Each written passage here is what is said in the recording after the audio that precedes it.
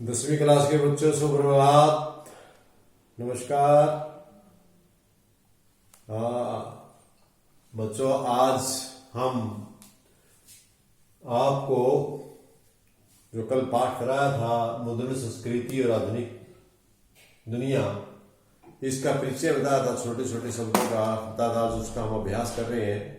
अभ्यास से पहले मैं एक निर्देश देना चाहूंगा कि आप ये प्रश्न करने से पहले किताब का पाठ लेसन जरूर पढ़ लें। जो आपके टेक्स्ट बुक है उसको अवश्य पढ़ें, क्योंकि उसको पढ़ने पर ही आपको गहराई से प्रश्नों की संख्या मिलेगी और उसी में से ये प्रश्न है, उसी में से आप ये प्रश्न करने का कोशिश करें। जहां तक संभव है थोड़ा मोटा मैं भी आपको इस प्रश्न का हल कराने का प्रयास करा रहा हूं। तो हम चलते हैं आज इसके कुछ अभ्यास का पहला प्रश्न है, निम्नलिखित के कारण बताएं। तो कारण बताना है कि वुड ब्लॉक प्रिंट या तख्ती की छपाई यूरोप में 1995 के बाद क्यों आई। 1995 के बाद आई, इसका कारण क्या था? पहले क्यों नहीं आई? तो इसका कारण था कि जो ये वुड ब्लॉक प्रिंट या तख्ती की छपाई थी सबसे पहले चीन देश में विकसित हुई थी। कहाँ हुई थी? चीन देश में विकसित। तो आपको ध्यान रखना इस बात का। 1995 में इटली का मार्को लूथर द्वारा, कौन था ये? मार्को लूथर था, मार्को पोलो, ये मार्को पोलो था इटली का। ये बंदा इटली से चीन में किसी खोज के लिए आया था, अनुसंधान के लिए आया, कई सालों तक यहां रहा। यहाँ चीन में रहते रहते ये इस चीज को पकड़ गया, ब्लॉक प्रिंट, इसको देखते देखते सीख गया।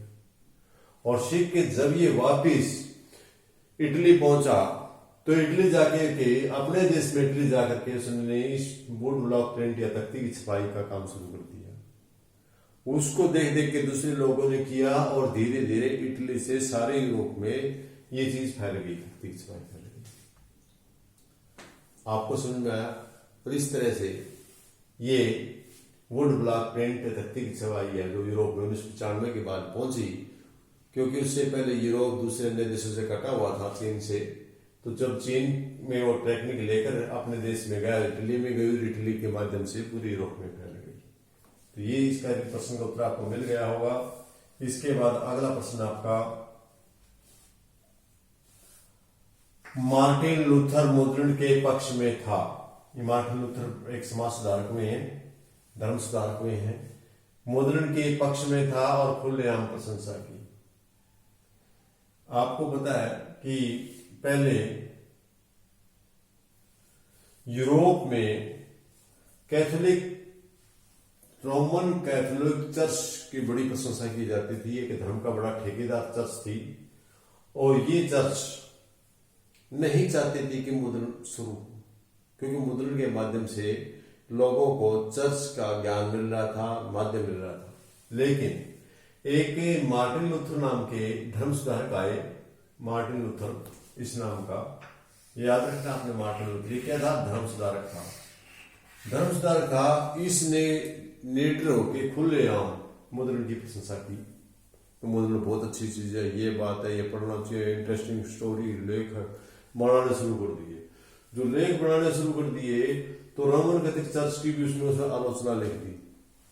उसने जहां जहां उसकी कमी दिखी, रोमन कैथोलिक चर्च की आलोचना की कि इसमें ये चीज है, ये चीज है। उसने लूथर ने शास्त्र को भी चुनौती दे दी। इस कैथोलिक को कहा कि यदि आप शास्त्रार्थ करना चाहते हैं, आप सही हैं और हम गलत हैं, तो हम शास्त्रार्थ करने के लिए तैयार हैं। देखिए, जो मार्टिन लूथर था, इसने कैथोलिक चर्च को सीधे हम चुनौती दे दी कि हम शास्त्रार्थ करने के लिए तैयार हैं। यदि आप सही है तो हमारे साथ बैठे और बातों का जवाबदेही करें, और उसकी आलोचना करनी शुरू कर दी। और इस बंदे ने इसकी एक छपी हुई प्रिंट, ब्रिटेन वर्ग का गिरजाघर था, उस गिरजाघर में भी लटकवा दी। जो प्रिंट बनाई थी, छपी किताब छपी थी, इन्होंने मुद्रण किया था, उसकी एक प्रति कॉपी जो कैथोलिक चर्च की जिसमें आलोचना की गई थी, वो ब्रिटेन वर्ग के गिरजाघर के सामने लगवा दी।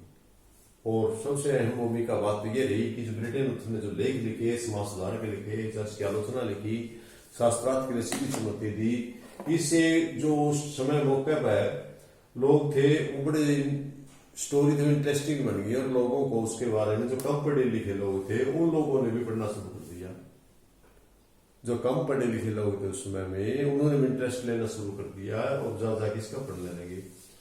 लोग बहुत सारे इसके समर्थक हो गए, और समर्थक होने के कारण जो इसमें कमियां थी उन कमियों की लूथर ने आलोचना की, और आलोचना करके उन्होंने भगवान की एक अपने हिसाब से एक नए हिसाब से उन्होंने उसकी व्याख्या की, और व्याख्या करके एक नए धर्म का बनाया, जिसे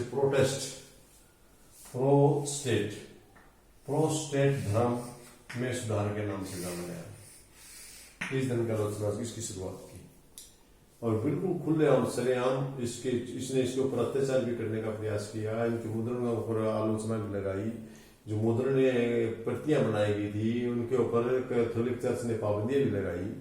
लेकिन मार्टिन लूथर ने खुलेआम सरेआम सभी किताबों की प्रशंसा करके मुद्रण एक बहुत बढ़िया चीज है, इसके माध्यम से हमारा मनोरंजन ही नहीं, हम वास्तविकता का ज्ञान ले सकते हैं।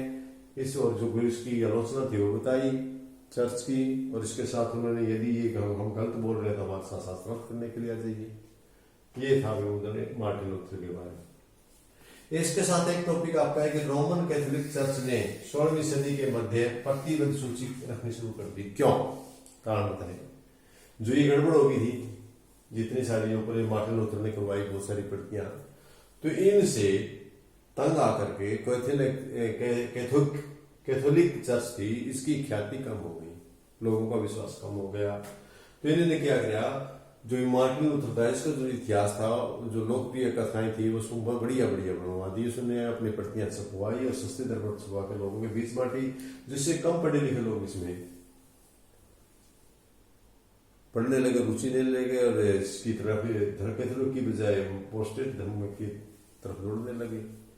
इससे और सबसे इससे इसको कैथोलिक चर्च को बड़ा धक्का लगा, और इससे बड़ा एक धक्का तो उसको जब लगा जब इटली के मेनकिया किसान ने, इटली का एक मेनकिया नामक का किसान था, उसने मार्टिन लूथर से प्रभावित होकर के किताबों को पढ़ करके परमात्मा और उससे संबंधित बातों का बाइबल में से अर्थ अलग निकाला। बाइबल उसका कोई और अर्थ बता रहा था, जबकि इसने मेनकिया किसान ने उसका अर्थ कुछ और लगाया, जो लोगों में बात शुरू किया। इससे क्या हुआ कि जो इसका अर्थ और लगा के लोगों में भेजना शुरू किया, बताना शुरू किया, तो जो अपने आपकी ये चर्च थी, कैथोलिक चर्च थी, इनको बड़ा गुस्सा है, क्रोधित होकर के इस प्रकार जो भी मुद्रण प्रक्रिया, जो भी किताबें साहित्य है इनके खिलाफ छप रहा था, उनके ऊपर उन्होंने पाबंदियां लगा दी। पुस्तक विक्रेताओं के पाबंदी लगा दी कि आप नहीं बेच सकते, इन लोगों को पाबंदियां लगा दी। और ये पाबंदी पुस्तकों की सूची है, कौन कौन सी किताबें हमने पाबंदी लगाई है, ये कैथोलिक चर्च ने अपने पास रखनी शुरू कर दी। एक सूची बना ली कि ये किताब नहीं बेची जाएगी, किताब बुक सेलरों को भी दे दी, सभी को भी बांट देगी, ये किताबें यहाँ बेचना मना है।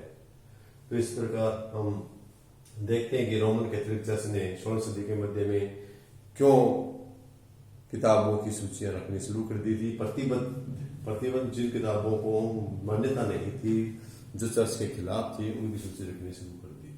तो प्यारे विद्यार्थियों, आज के लिए 3 टिप्पणियां काफी हैं, इनका ज्ञान आपको होना चाहिए। परीक्षा में टिप्पणी के रूप में, कांड के रूप में किसी प्रकार के प्रश्न पूछे जाए, अभ्यास के प्रश्न थे।